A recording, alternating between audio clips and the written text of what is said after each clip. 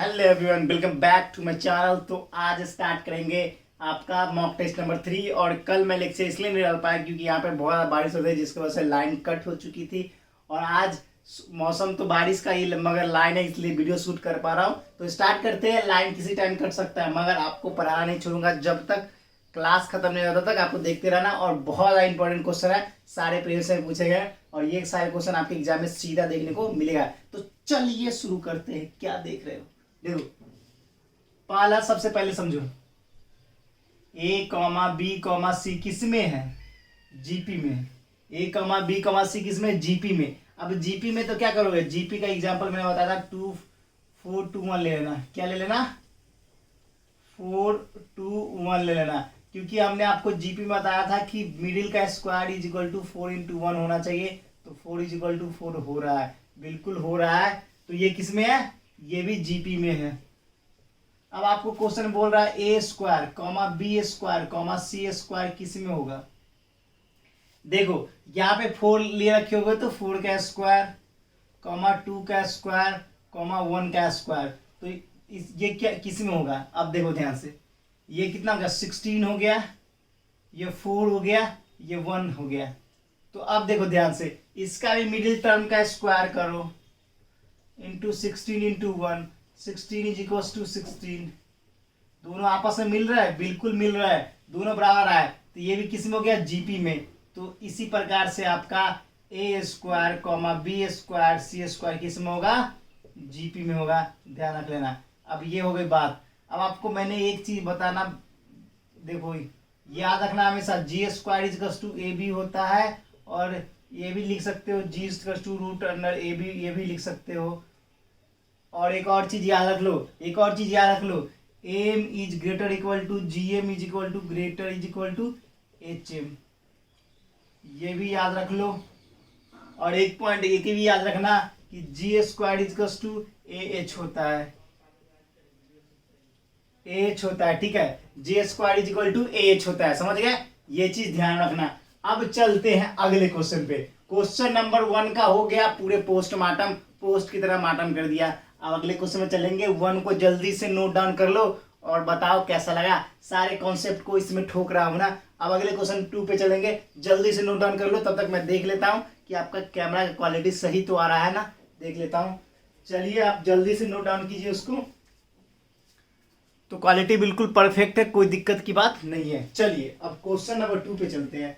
Question number 2 पे चलते हैं। देखिए, 1 बटा में आई माइनस 1 बटा में आई स्क्वायर प्लस 1 बटा में आई क्यूब माइनस 1 बटा में आई 4। अब गुरुजी आई क्या? अरे भैया कॉम्प्लेक्स नंबर पढ़े हो, इमेजिनरी वही है आई। अब देखो, ये कॉम्प्लेक्स नंबर का क्वेश्चन ले रखा है, तो इसको कैसे करेंगे सॉल्व? आपने नोट डाउन कर लिया होगा पहला क्वेश्चन। तो देखिए, अब उस क्वेश्चन को सॉल्व करने से पहले थोड़ी छोटी छोटी बातें आपको ध्यान रखना है, क्योंकि वो बातें आप ध्यान में नहीं रखोगे तो आपको गड़बड़ हो सकता है।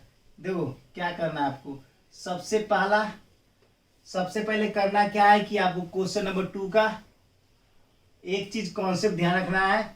आई स्क्वायर इज इक्वल टू, ऐसे ये सब मॉक टेस्ट में बताना नहीं चाहिए, मगर आपको ये कॉन्सेप्ट बताना जरूरी है। आई के पावर 4 इज इक्वल टू 1 होता है, ये बस इतना जान लो। अब देखो 1 बटा में आई है, अब 1 बटा में आई स्क्वायर को क्या लिखेंगे? -1 लिख देंगे। और प्लस 1 बटा में आई क्यूब को क्या लिखेंगे? तो देखो आई क्यूब का क्या हो जाएगा? आई स्क्वायर इंटू आई स्क्वायर का -1, तो इसका क्या हो जाएगा? आई हो जाएगा, ठीक है। तो ये क्या हो जाएगा? -आई हो जाएगा। और आई के पावर 4 क्या होगा? आई के पावर 4 1 होगा।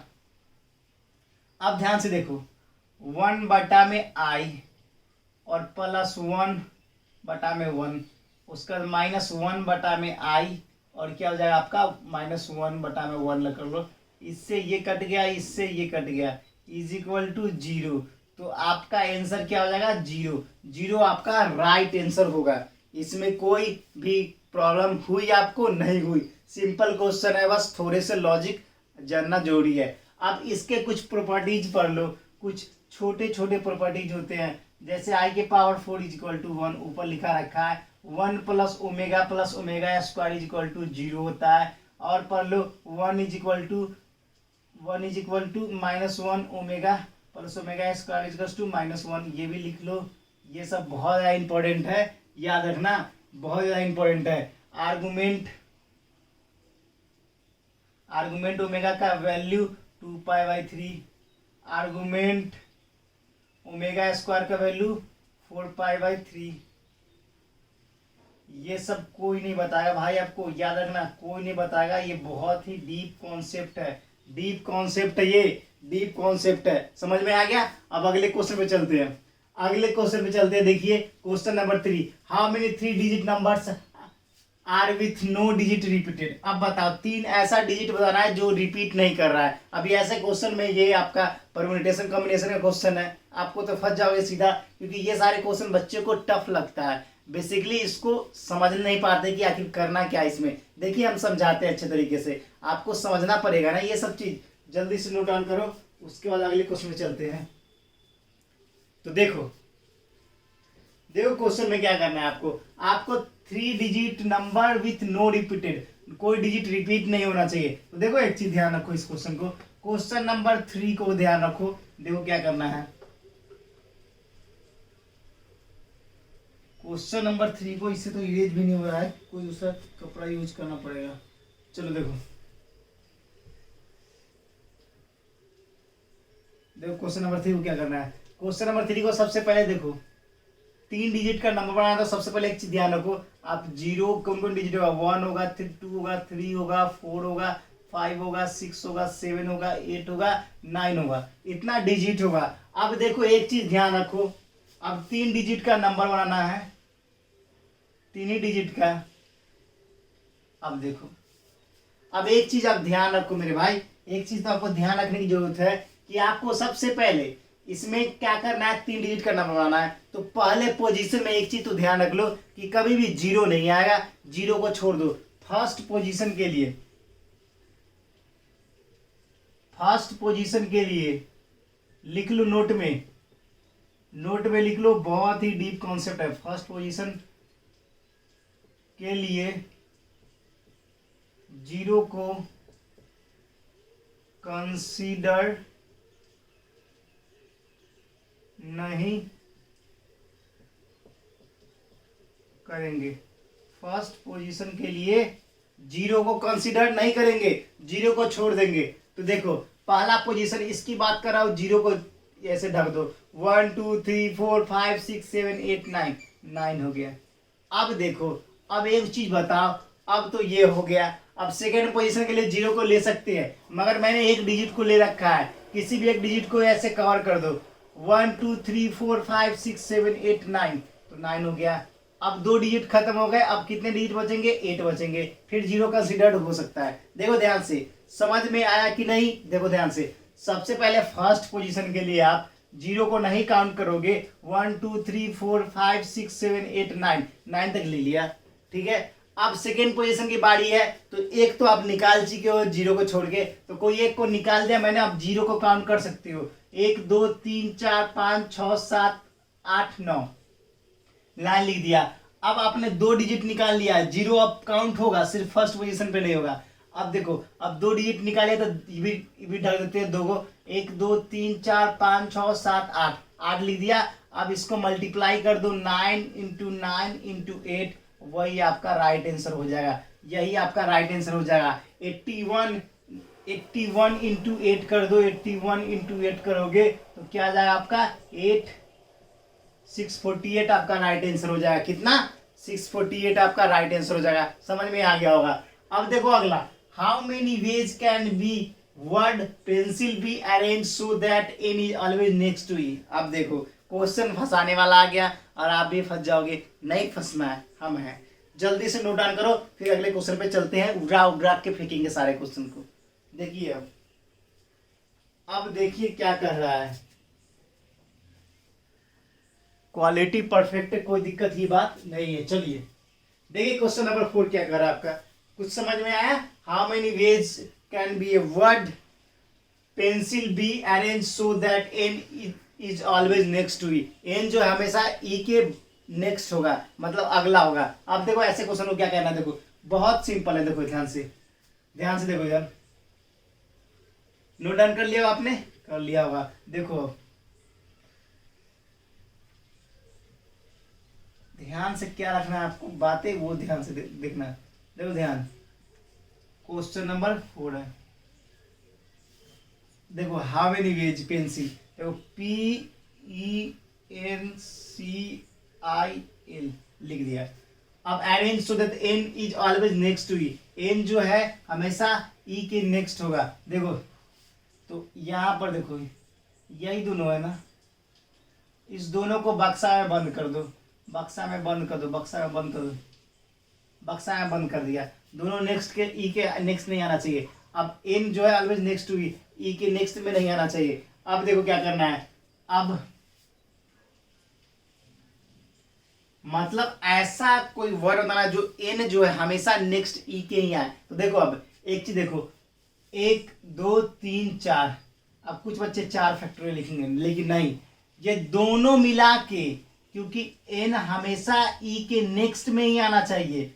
ये आपका एन जो है हमेशा ई के नेक्स्ट में ही आना चाहिए, ई के नेक्स्ट में ही आना चाहिए, नेक्स्ट में ही आना चाहिए। तो ध्यान रखना, ये दोनों मिला के एक ही कंसीडर करेंगे, बस इतना ही लॉजिक है। तो देखो अब क्या करोगे, देखो 1 2 3 4 और ये दोनों मिला के एक ही होगा, तो क्या हो जाएगा 5, तो 5 फैक्टोरियल। और 5 फैक्टोरियल की वैल्यू क्या होती है, जल्दी से कमेंट सेक्शन में लिखो। 60 120 आपका राइट आंसर हो जाएगा। क्या होगा, 120 आपका राइट आंसर हो जाएगा। अब देखो क्वेश्चन नंबर 5, क्वेश्चन नंबर 5 कितना आसान है। क्वेश्चन नंबर 5 आपको बोल रहा है 1 + i और 1 - i के power n is equal to 1। अबे भैया आपको तो पता है कि 1 कब होता है, i के पावर 4 रहेगा तभी 1 आता है। ऐसे भी कुछ बच्चे तुक्का मार के बेसिक निकाल सकते हैं, नहीं तो कुछ बच्चे रेशनलाइज करेंगे। कर लो, अपने सेटिस्फैक्शन के लिए रेशनलाइज भी तो करना जरूरी है। कर लो 1 + i 1 + i के power n is equal to 1। ठीक है, अब क्या करोगे, अब ऊपर कर देते हैं। देखो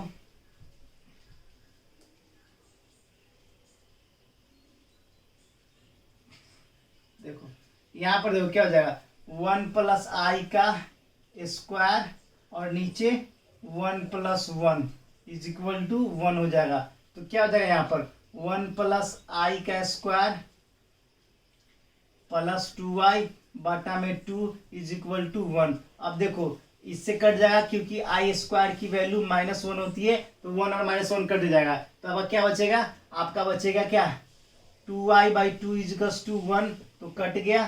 तो i इज इक्वल टू 1, तो n के पावर यहाँ पर सबका n के पावर है, n के पावर है, तो i n के पावर, तो i के पावर कितना हो जाएगा 4, तो n इज इक्वल टू 4। यही आपका राइट आंसर हो जाएगा। कुछ किया मैंने, कुछ नहीं किया, बस सिंपली क्वेश्चन को उड़ा दिया, सिंपली क्वेश्चन को उड़ा दिया, सिंपली क्वेश्चन को उड़ा दिया। ठीक है, सिंपली क्वेश्चन को उड़ा दिया। समझ गए, समझ में आ गया होगा आपको अच्छी तरीके से, समझ गए। अब देखो क्वेश्चन नंबर 6, ये शॉर्ट ट्रिक्स इसको बताऊंगा सीधा। कुछ बच्चे sin theta sin a into sin b का फॉर्मूला करेंगे, उतना टाइम नहीं है जो क्वेश्चन को आप पेपर में आएगा। देखो इसका सिंपल लॉजिक समझो, सिंपल लॉजिक समझो कैसे इसको खत्म करना है क्वेश्चन को। देखो सिंपल लॉजिक, सिंपल लॉजिक एक चीज समझ लो। देखो जब भी आपको question sin theta sin 60 + theta sin 60 - theta दे रखा हो, या cos थीटा cos 60 + थीटा और cos 60 - थीटा दे रखा हो, या tan थीटा tan 60 + थीटा और tan 60 - थीटा दे रखा हो। इसका होता है फॉर्मूला sin 3θ/4, इसका होता है क्या cos 3θ/4, और इसका होता है tan 3θ। इसमें 4 नहीं लगता, याद रखना। sin theta sin 60 + theta sin 60 - theta का होता है sin 3θ/4, cos theta cos 60 + theta और cos 60 - थीटा cos 3θ/4। अगर tan theta tan 60 + theta tan 60 - theta tan 3θ। अब इस क्वेश्चन में दे रखा है आपको क्या, देखो अब थीटा के यहाँ क्या है 10 डिग्री है, तो इसका फॉर्मूला क्या हो जाएगा sin 3θ/4। अब देखो 60 प्लस थीटा, 60 प्लस 10 क्या 70, और 60 माइनस 10 भले 60 माइनस 10 कितना हो जाएगा यहाँ पर 50 कर लो, कितना 50 कर लो, हो गया, मन संतुष्ट हो गया। अब क्या करना है, साइन 3 इंटू थीटा का वैल्यू 10/4, साइन 30 की वैल्यू क्या होता है 1/2 गुने 1/4 इज इक्वल टू 1/8, आपका राइट आंसर हो जाएगा। तो सारे क्वेश्चन आज करीब मैंने 6 क्वेश्चन लिए, क्योंकि लाइन कटने की डर है इसलिए मैंने 6 क्वेश्चन लिए। फिर मैं कल आपको मॉक टेस्ट करवाऊंगा, और जिसके भी बेसिक अगर लेक्चर चाहिए वो मैंने आपको कम्युनिटी टैब में डाला है। जो बच्चे को जिसका बेसिक और पूरा ट्रिक्स के साथ लेक्चर चाहिए वो कमेंट सेक्शन में लिखना। तो फिलहाल इतना ही, मिलते हैं फिर नेक्स्ट वीडियो में। चैनल पे नया हो लाइक सब्सक्राइब शेयर करो, और रेगुलर मेरे वीडियो को वॉच करो, बहुत मेहनत कर रहा हूँ। तो फिलहाल इतना ही, जय हिंद, जय भारत, वंदे मातरम।